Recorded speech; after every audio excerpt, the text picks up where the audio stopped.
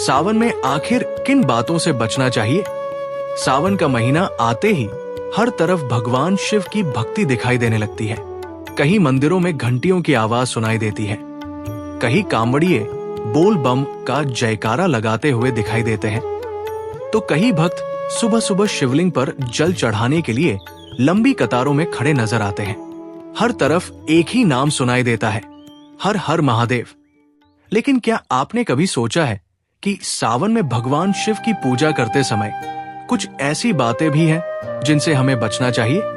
क्योंकि भक्ति केवल ये नहीं है कि हमने भगवान को क्या चढ़ाया, भक्ति ये भी है कि हमने अपने जीवन से क्या हटाया। हम शिवलिंग पर जल चढ़ाते हैं, बेलपत्र चढ़ाते हैं, फूल चढ़ाते हैं, दूध चढ़ाते हैं और भगवान से अपनी मनोकामना पूरी करने की प्रार्थना करते हैं। लेकिन अगर उसी दिन हम किसी का अपमान कर दें, किसी गरीब को देखकर मुंह फेर ले, माता पिता से कठोर शब्द बोल दे, किसी से झूठ बोल दे या क्रोध में किसी का दिल दुखा दे, तो हमें एक बार रुककर सोचना चाहिए कि हमारी पूजा का उद्देश्य क्या था। भगवान शिव का स्वरूप हमें बाहरी दिखावे से ज्यादा भीतर की शुद्धता की ओर देखने का संदेश देता है। इसीलिए आज की कथा में हम सावन से जुड़ी 5 ऐसी बातें समझेंगे जिनसे भक्तों को धार्मिक और आध्यात्मिक दृष्टि से बचने की सलाह दी जाती है। लेकिन ध्यान रखिए, ये वीडियो किसी को डराने के लिए नहीं है, ये किसी व्यक्ति की आस्था को गलत साबित करने के लिए नहीं है। अलग अलग क्षेत्रों, परिवारों और धार्मिक परंपराओं में सावन की पूजा के नियम अलग हो सकते हैं। हम यहाँ उन बातों को एक आध्यात्मिक संदेश के रूप में समझेंगे। और 5वीं बात ऐसी है जिसे सुनकर शायद आप अपने जीवन की सबसे बड़ी गलती के बारे में सोचने लगेंगे। तो इस कथा को अंत तक जरूर सुनिए, क्योंकि शुरुआत करते हैं पहली गलती से। पहली गलती, पूजा को केवल दिखावा बना देना। मान लीजिए एक व्यक्ति सावन के सोमवार को बहुत बड़े मंदिर में जाता है। वो महंगे फूल लेकर जाता है, दूध लेकर जाता है, बड़े बड़े मंत्र बोलता है।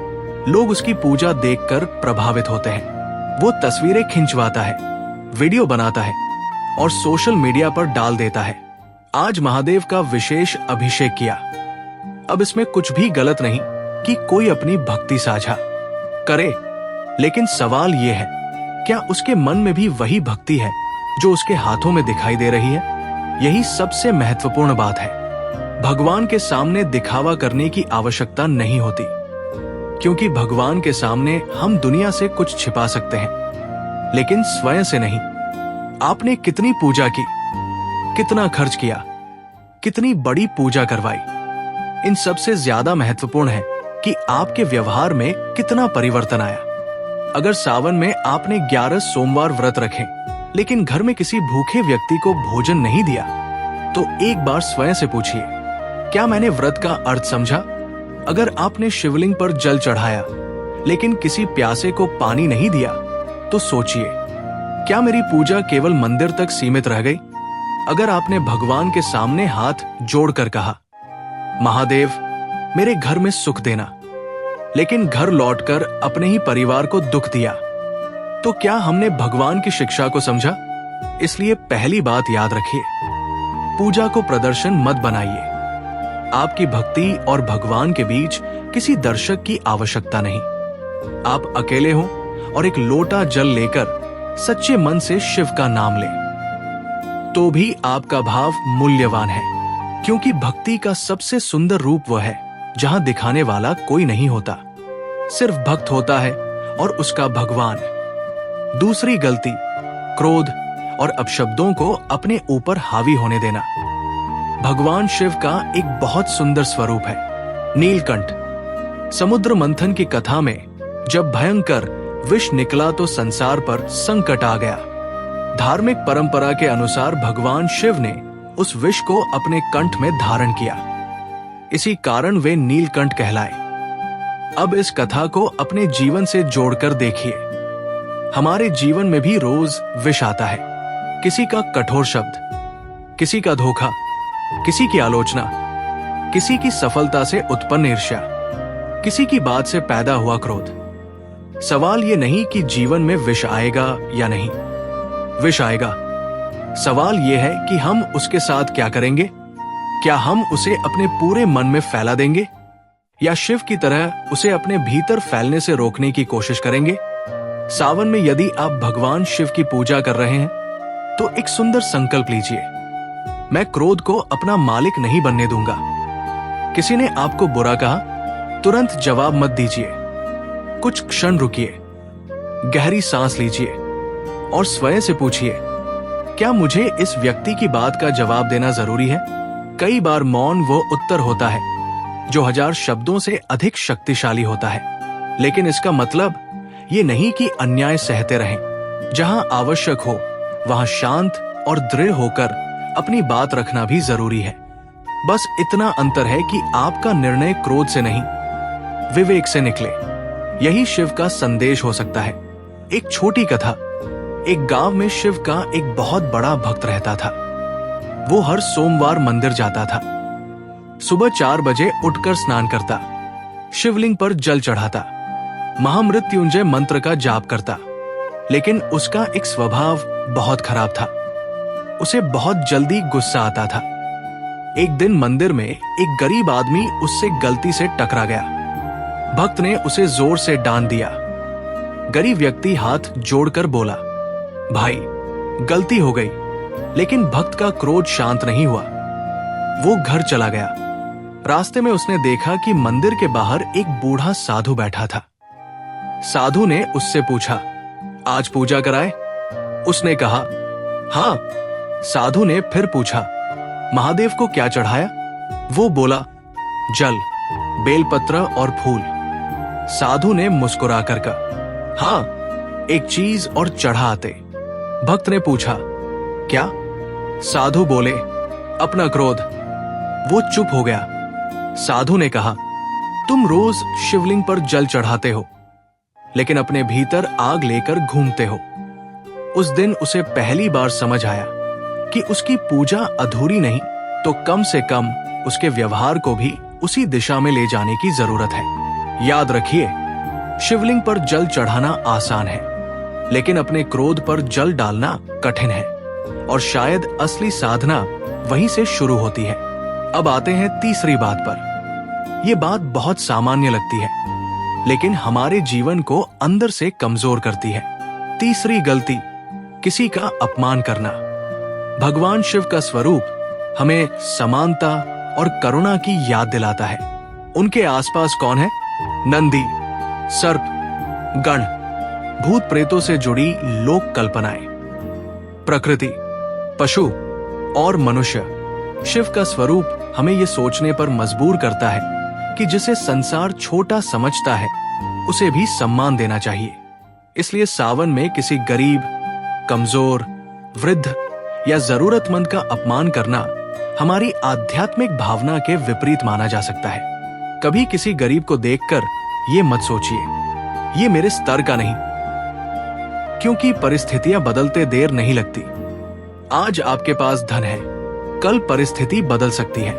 आज आप स्वस्थ हैं, कल शरीर कमजोर हो सकता है। आज आपके पास सम्मान है, कल वही सम्मान किसी और के पास हो सकता है। इसलिए मनुष्य को मनुष्य समझकर सम्मान देना सीखिए। अगर किसी की मदद नहीं कर सकते तो कम से कम उसका अपमान मत कीजिए, और अगर मदद कर सकते हैं तो बिना अहंकार के कीजिए, क्योंकि किसी की मदद करके उसे ये महसूस कराना कि मैंने तुम्हारे ऊपर एहसान किया है, मदद की सुंदरता को कम कर देता है। सच्ची सेवा वो है जिसमें देने वाला भूल जाए और पाने वाला सम्मान महसूस करे। यही सावन का एक सुंदर संदेश हो सकता है। लेकिन अभी 2 और बातें बाकी हैं, और उनमें से चौथी बात सीधे आपके मन से जुड़ी है। भाग 2, सावन में चौथी गलती, मन को नकारात्मकता से भर देना। सावन में बहुत से लोग व्रत रखते हैं। कोई फलाहार करता है, कोई केवल एक समय भोजन करता है, कोई निर्जल व्रत भी रखता है। लेकिन एक सवाल फिर भी सामने आता है, क्या शरीर को भूखा रखना ही व्रत है? व्रत का वास्तविक भाव केवल भोजन से जुड़ा हुआ नहीं माना जाता, ये आत्म संयम से भी जुड़ा है। यदि शरीर ने भोजन नहीं किया लेकिन मन दिन भर दूसरों के बारे में बुरा सोचता रहा, तो हमें अपने भीतर झांकने की जरूरत है। हम कितनी आसानी से नकारात्मक बातें पकड़ लेते हैं। किसी ने कुछ कह दिया, हम पूरे दिन उसी को सोचते हैं। किसी ने हमें धोखा दिया, हम महीनों तक उसके बारे में सोचते रहते हैं। किसी ने हमसे ज्यादा सफलता हासिल कर ली, हम भीतर ही भीतर जलने लगते हैं। किसी ने हमारी आलोचना कर दी, हम उसे अपना दुश्मन मान लेते हैं। ये सब मन का विष है। सावन में यदि आप व्रत रख रहे हैं तो एक और व्रत रखिए। नकारात्मक विचारों को अपने ऊपर शासन नहीं करने दूंगा। इसका मतलब ये नहीं कि आपके मन में कोई नकारात्मक विचार आए ही नहीं। विचार आना मनुष्य की स्वाभाविक प्रक्रिया है, लेकिन हर विचार पर विश्वास करना जरूरी नहीं। अगर मन कहे तुम असफल हो तो तुरंत मत मानिए। अगर मन कहे सब तुम्हारे खिलाफ है तो तुरंत मत मानिए। अगर मन कहे अब कुछ नहीं बदल सकता तो याद रखिए, जीवन तब तक खत्म नहीं होता जब तक हम कोशिश करना बंद नहीं करते। भगवान शिव का ध्यान हमें स्थिरता का भाव दे सकता है। शिव वह ध्यान में बैठे हैं, आंखें बंद हैं, चारों ओर प्रकृति है, लेकिन उनके भीतर स्थिरता है। ये चित्र हमें बताता है कि बाहर की दुनिया चाहे जितनी अशांत हो, भीतर शांति पैदा करना संभव है। आज हमारा सबसे बड़ा संकट यही है, हम हर समय किसी न किसी चीज से जुड़े हैं। मोबाइल, सोशल मीडिया, समाचार, वीडियो, दूसरों की जिंदगी, दूसरों की सफलता, दूसरों की तस्वीरें। हम दूसरों की जिंदगी देखते देखते अपनी जिंदगी से असंतुष्ट हो जाते हैं। इस सावन एक प्रयोग कीजिए। हर दिन कुछ समय मोबाइल से दूर रहिए, शांत बैठिए, भगवान शिव का नाम लीजिए, धीरे धीरे सांस लीजिए और अपने मन को सुनिए। शायद आपको पहली बार पता चले कि आपके भीतर कितनी बातें दबकर बैठी हैं।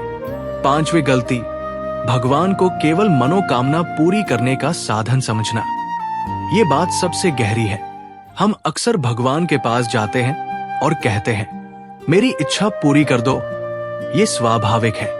दुखी इंसान भगवान से मदद मांगता है, लेकिन आध्यात्मिक यात्रा धीरे धीरे वहां पहुंचती है जहां भक्त कहता है भगवान मेरी इच्छा पूरी हो या ना हो, मुझे सही मार्ग से मत हटाना।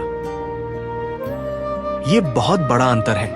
पहले हम कहते हैं मेरे अनुसार सब कुछ हो, फिर धीरे धीरे हम सीखते हैं जो भी हो मुझे उसे समझने की शक्ति मिले। मान लीजिए किसी व्यक्ति की नौकरी चली गई, वो मंदिर जाता है और कहता है महादेव मेरी नौकरी वापस दिला दो।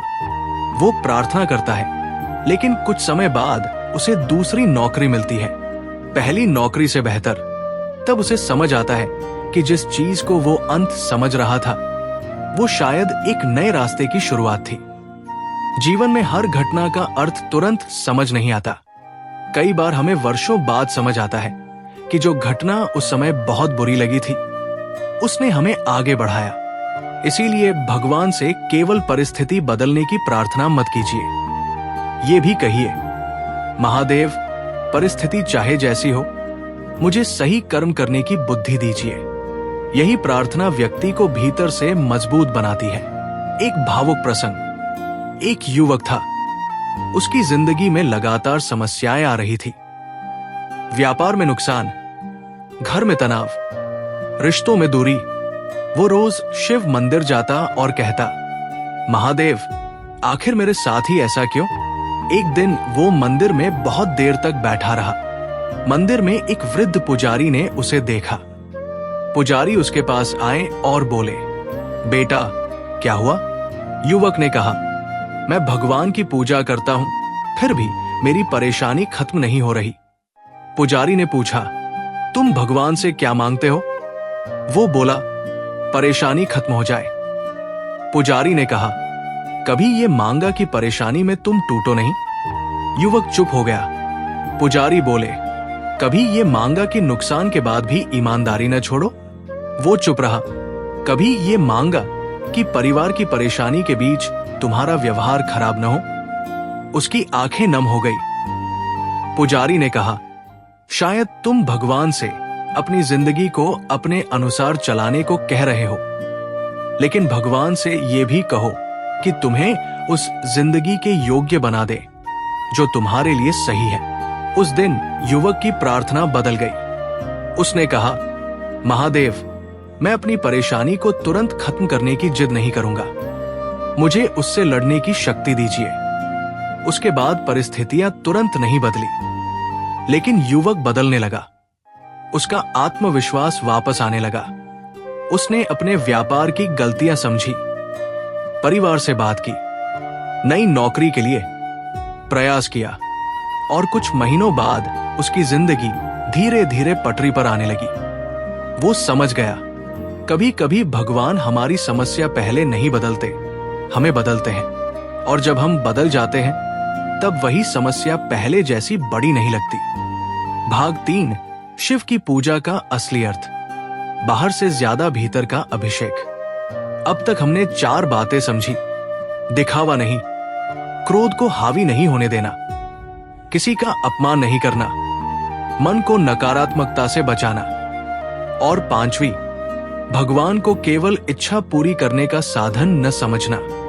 लेकिन अब सवाल है, अगर इन सब चीजों से बचना है तो करना क्या चाहिए? सावन को वास्तव में अपने जीवन के लिए उपयोगी कैसे बनाया जाए?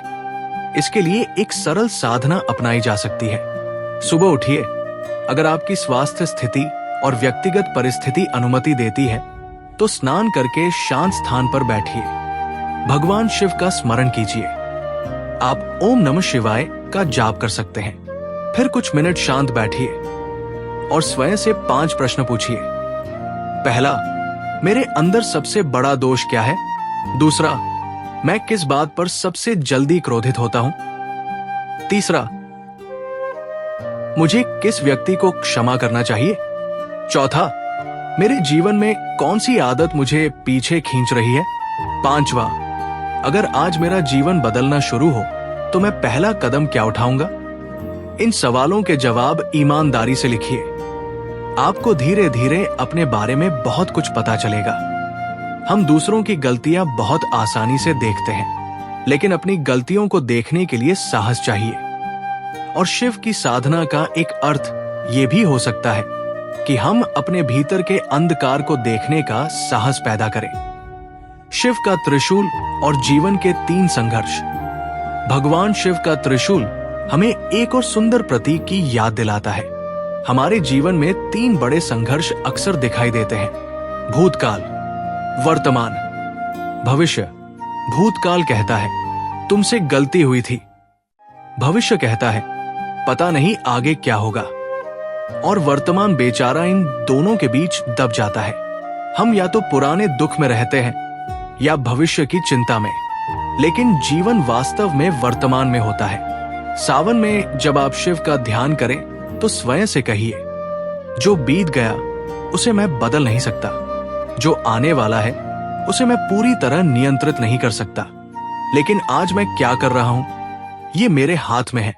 यही वर्तमान की शक्ति है। यदि आपका जीवन इस समय कठिन है तो आज का एक छोटा कदम उठाइए। अगर कर्ज है तो आज खर्चों की सूची बनाइए। अगर स्वास्थ्य की समस्या है तो चिकित्सकीय सलाह लेकर अपनी दिनचर्या सुधारिए। अगर परिवार में तनाव है तो आज शांत होकर बातचीत की शुरुआत कीजिए। अगर पढ़ाई में मन नहीं लगता तो आज केवल तंड ईमानदारी से पढ़िए। अगर आप किसी बुरी आदत से परेशान हैं तो आज एक दिन उसे रोकने का प्रयास कीजिए।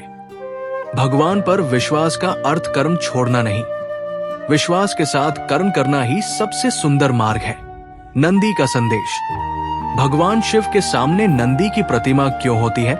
धार्मिक परंपराओं में नंदी को शिव के परम भक्त और वाहन के रूप में सम्मान दिया जाता है, लेकिन एक सुंदर प्रतीकात्मक अर्थ भी समझा जा सकता है। नंदी हमेशा शिव की ओर देखते हैं, जैसे भक्त का ध्यान अपने लक्ष्य की ओर होना चाहिए। हमारा मन चारों तरफ भटकता रहता है। आज एक लक्ष्य, कल दूसरा, आज किसी की बात से प्रभावित, कल किसी और की बात से। लेकिन अगर मन को एक दिशा मिल जाए तो जीवन बदल सकता है। इसलिए सावन में एक लक्ष्य चुनिए। हो सकता है आध्यात्मिक लक्ष्य, स्वास्थ्य का लक्ष्य, पढ़ाई का लक्ष्य, करियर का लक्ष्य, परिवार के लिए लक्ष्य। लेकिन लक्ष्य के साथ धैर्य रखिए, क्योंकि शिव की साधना हमें जल्दबाजी नहीं, स्थिरता का संदेश देती है। जल का संदेश।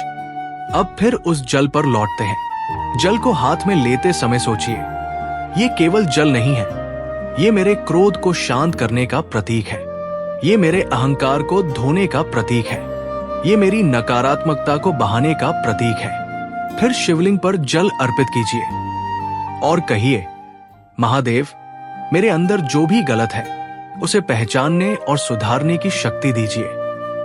ये प्रार्थना आपके मन को बदल सकती है। बेलपत्र का संदेश।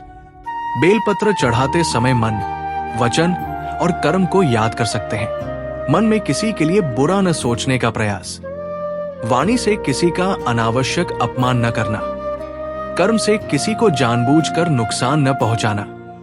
अगर मन, वचन और कर्म धीरे धीरे एक दिशा में आने लगे तो व्यक्ति के अंदर एक अद्भुत शांति पैदा होती है।